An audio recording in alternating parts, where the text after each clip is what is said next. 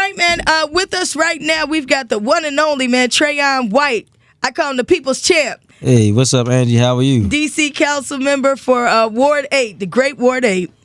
And Trayon, you hit me up over the weekend, man. You said, Ange, I got to get on. I got to holler at the people about some things. So I want to get right into it because when you were telling me about this new development project that you've kind of put a hold on in your ward, I wanted to get more information. I wanted to make sure that our audience is informed. So tell us a little bit about what you're working on right now, man. So there's a potential project that's underway that I received called a TIF, Reunion Square. Okay. That's tax increment financing. It's one of the tools that DC used to spur development and areas that's not developed. And so we are in a battle trying to make sure that the deal is done right.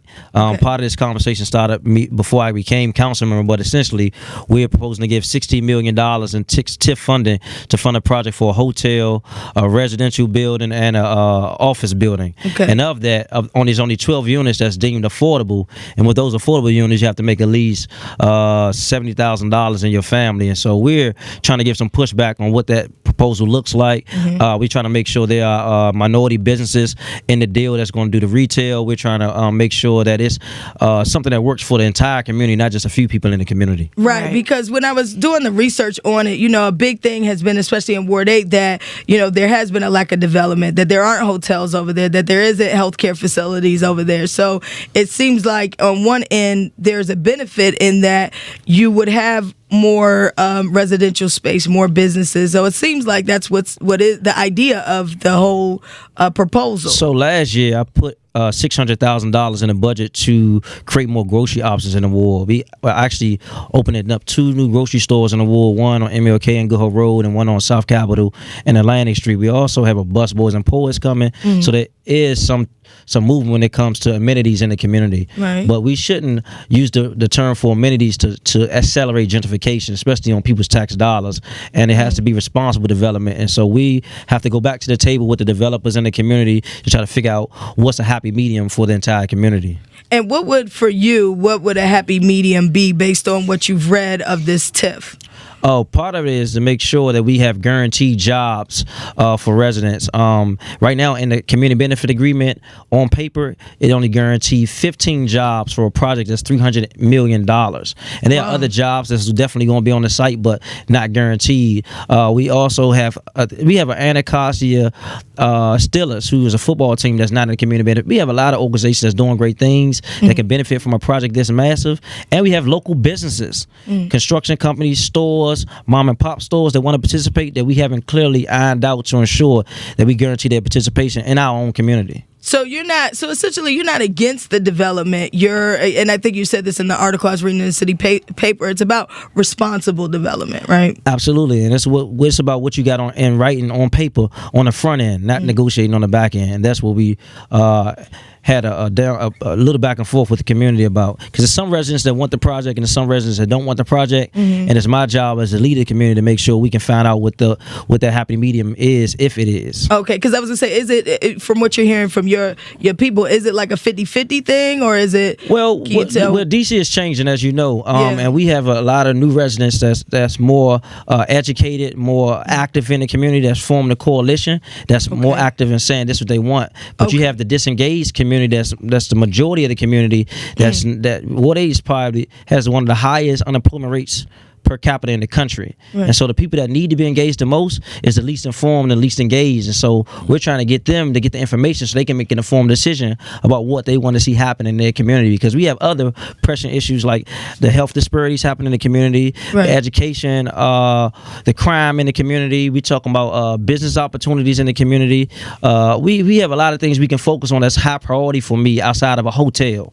Right, because but again, they're saying what, hotel, office space, retail space, apartments. I mean, it seems like it was going to be a lot of things, and it covers so many square feet. We're talking over 500,000 square feet of development, almost 1.5 million square feet of development in that area in Ward 8. So even with that, the apartment unit is 130 units, and of that, only 12. It's supposed to be deemed affordable. Wow. And they working on fixing the numbers, the developers, and sending them back to me. But we're still concerned about people living in the community. We're in a housing crisis in D.C. Yeah. D.C. spends $80,000 a day to house homeless people in D.C. Wow. So if we're spending that type of money, we should be strategically aligning those resources with addressing that population, because people are taking a flight. Especially the African American population in D.C.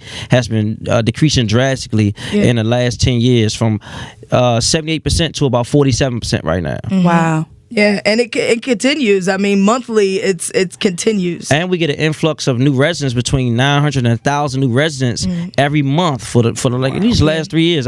From what I know. Yeah. So Trayon, again, I mean, you're I commend you for what you do, because again, you're in a place right now where the Great Ward 8 is changing, and you're basically talking to two different groups of people, and you're trying to get our disengaged audience to be more engaged, essentially. So how can people, not just Ward 8, but just the DC population in general, how should we be approaching these things? How should we go about it? Because a lot of times we see the headline in the newspaper. We see it kind of after the council has voted on things, or we see things after the fact. So what can people listening, what can we do to support you and just to push for making sure that as these developments are coming in, there is that, as you say, responsible development? So all over the city, I think every council member has a website, and we try to keep up with our constituents through our newsletters. My website is www.trayonwhite8.com, and I send out information about when the community meetings are, what's happening on the council, what's happening in D.C., and we try to get people out to the meetings. Sometimes council meetings are happening in the daytime where people are at work and are able to engage politically what's going on in the city. And I think we have to change that and make it in the evenings where more people can come and give their input, because really, as city officials, we work for the people. Yeah. And if you come downtown, you have a high chance of getting a ticket. So it's a catch-22 when it comes to engaging in politics in the city. Yeah, and the last thing I want to ask too about TIFs, which again are tax increment financing. Yep. Explain how that works. When we talk about the speed of gentrification, I think this is a great example of how gentrification occurs.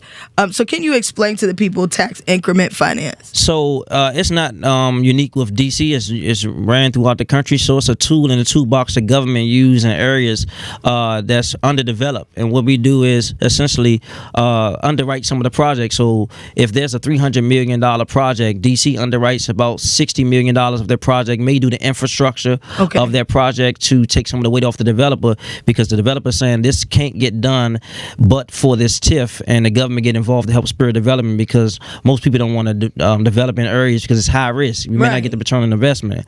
But the backside is that TIFs are based on the price of living going up around that area, and the government getting their money back from the taxes going up.